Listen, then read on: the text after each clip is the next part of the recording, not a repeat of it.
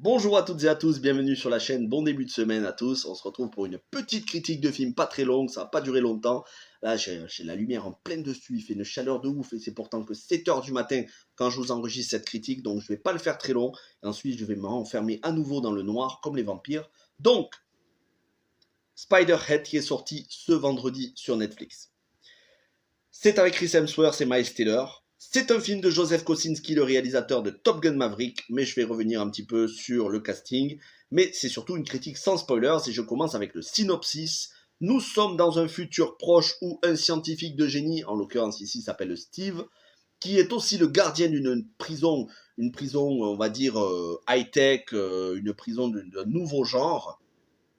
Et ce scientifique va tester des produits de synthèse, des drogues de synthèse qu'il a lui-même élaborées pour le compte d'une société pharmaceutique qui exige de lui des résultats et il les teste sur les prisonniers qui se sont portés volontaires pour venir dans cette prison car ils jouissent d'une beaucoup plus grande liberté en reconnaissance des services rendus, c'est-à-dire de se porter cobaye. Bien évidemment, ce sont des cobayes volontaires qui à chaque fois doivent donner leur consentement pour qu'on leur diffuse ces drogues dans le sang et Chris Hemsworth, donc, qui est à la base de ces drogues, qui est le créateur de tout ça, fait des expériences pour pouvoir utiliser ces drogues dans la société, une société qui apparemment aurait basculé dans l'incontrôlable, la violence absolue. On est dans un futur proche, donc on va dire d'ici quelques années, et ces drogues pourraient permettre à l'humanité de retrouver un certain pacifisme, en tout cas sur les gens, d'endiguer la criminalité. Et tous les prisonniers qui se portent volontaires dans cette prison sont en quelque sorte des héros qui vont permettre au monde de se porter mieux. En tout cas, c'est comme ça qu'on leur vend l'expérience. Et donc, comme je vous disais, en retour, ils ont le droit d'avoir une grande liberté. Il y a une relation de confiance entre le scientifique geôlier et les prisonniers qui ont beaucoup de confort, des bornes de jeux d'arcade, une grande cuisine cafétéria, voilà, plein de choses. Et cette prison se trouve dans une île entourée de montagnes, en plein milieu de l'océan. C'est pas très loin de l'Australie, puisque ça a été tourné donc pas très loin des côtes australiennes, cette île appartenant à l'Australie. Donc voilà pour le synopsis sans spoilers, mais vous vous doutez bien que il va se passer des choses qui ne sont pas strictement légales. Et donc deux prisonniers, un joué par Miles Teller qui s'appelle Jeff et une jouée par Journey Smollett qui s'appelle Lizzie, vont mettre à jour les véritables intentions qui se trament dans cette prison. En termes de référence cinématographique, c'est un compromis entre The Island de Michael Bay et Fortress avec Christophe Lambert. Voilà, par rapport au film, ça vous donne une idée si vous avez vu ces deux films. Alors, comme je vous disais, Joseph Kosinski, le réalisateur, a réalisé l'excellentissime, qui est pour le moment mon numéro 1 de l'année, loin devant tous les autres, Top Gun Maverick. Je vous rappelle que le film a fait plus de 800 millions de dollars actuellement, pendant que je suis en train de vous parler. Il a fait plus de 800 millions de dollars dans le monde de chiffre d'affaires et il se dirige très très vite vers le milliard. Il faut absolument voir ce film au cinéma. C'est un des rares films où il y a très peu de fond vert, tout a été fait en vrai. Bon voilà, j'ai pas besoin de vous revendre le film. Allez voir ma critique. Je vous clame tout mon amour pour Top Gun Maverick. Sachant qu'il y a un autre film de Joseph Kosinski que j'adore, c'est Oblivion, aussi avec Tom Cruise, de la SF, très ambitieuse, qui était pour moi un des meilleurs films lorsqu'il était sorti en 2013, qui était un des meilleurs films de 2013. Et Joseph Kosinski, il avait réalisé auparavant Tron, l'héritage. Voilà pour les réalisateurs. Bon, pour ce qui est de Chris Hemsworth ou Miles Teller, je ne vais pas vous les représenter, mais pour Journey Smollett, qui joue le rôle de Lizzie ici, une autre prisonnière qui va se lier d'attachement à Jeff, elle, vous avez vu, si vous avez vu Birds of Prey, donc Harley Quinn, Birds of Prey, du DC Comics Extended Universe, le film mal aimé, que tout le monde, sur qui tout le monde crache, elle jouait le rôle de Black Canary dans le film. Alors je sais, c'était un perso qui servait à rien, parce qu'en fait, le film était fait à la gloire de Margot Robbie, et d'ailleurs c'est pour ça que j'avais bien aimé le film, parce que j'aime Margot Robbie, mais sinon on enlève Margot Robbie, tous les autres personnages ne servaient quasiment à rien, mais quoi qu'il en soit, Journey Smollett, elle jouait Black Canary. Le film est adapté d'un livre qui s'appelle Les Évadés de Spider-Head, que je n'ai pas lu, comme vous, je découvre ce film. Et la bande originale est composée par Joseph Trapanese, qui a bossé notamment sur des Divergentes.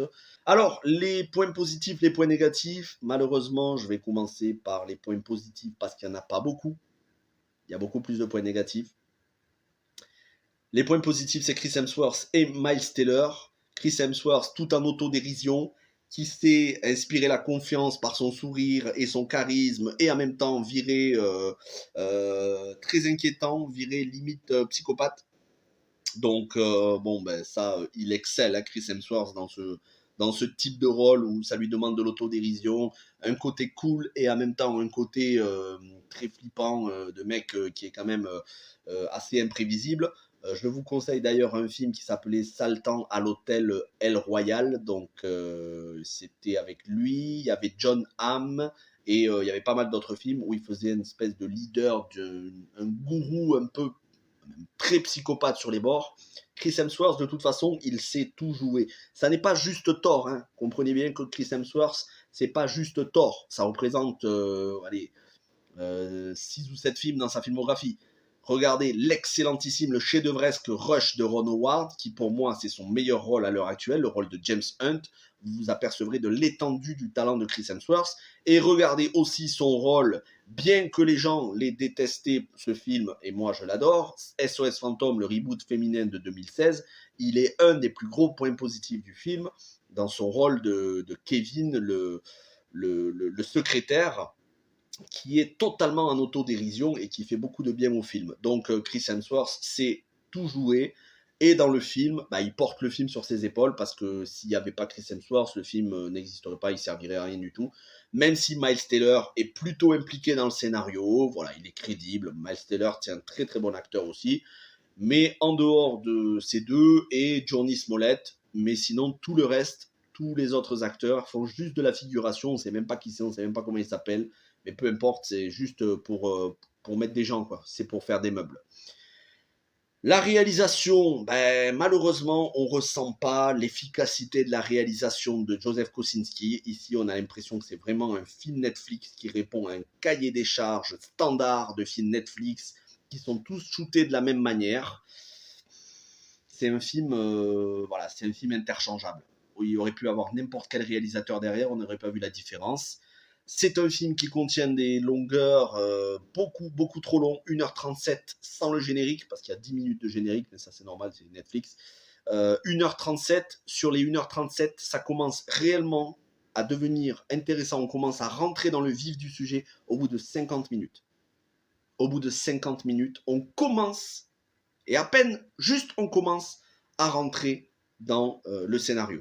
Avant ça, c'est une présentation de personnages. Voilà, on fait le tour, on fait connaissance. Salut, ça va? Est-ce que tu es consentant pour l'expérience? Oui, voilà, tout va bien, tu retournes dans ta chambre, tu vas à la cafette, c'est bien, c'est génial. Voilà, 50 minutes comme ça. 50 minutes, c'est quand même la moitié du film. Donc, tu as la moitié du film qui sert à rien. C'est bien de présenter les personnages, mais c'était pas nécessaire 50 minutes. 10 minutes, un quart d'heure, ça suffisait largement. Donc en réalité, si ça avait été un épisode de Black Mirror de 45-50 minutes, ça aurait été nickel.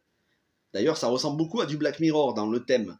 Sauf que là, ils en ont fait un film. En fait, ils ont étiré un épisode de Black Mirror sur 1h40. Et ça se sent. Ça se sent parce qu'à un moment donné, ça patine. Hein.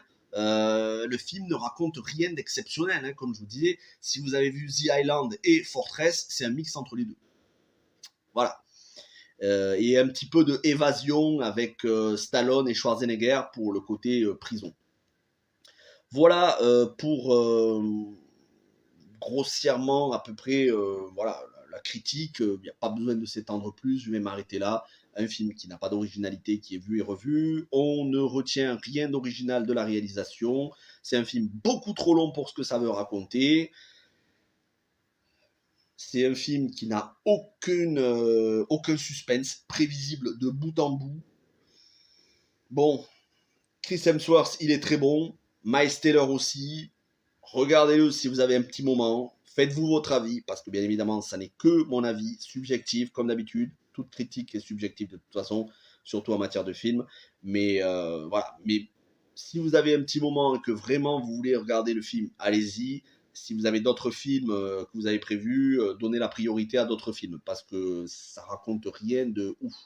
mais je vous conseille vraiment de regarder The Island dans le même genre, c'est bien au-dessus.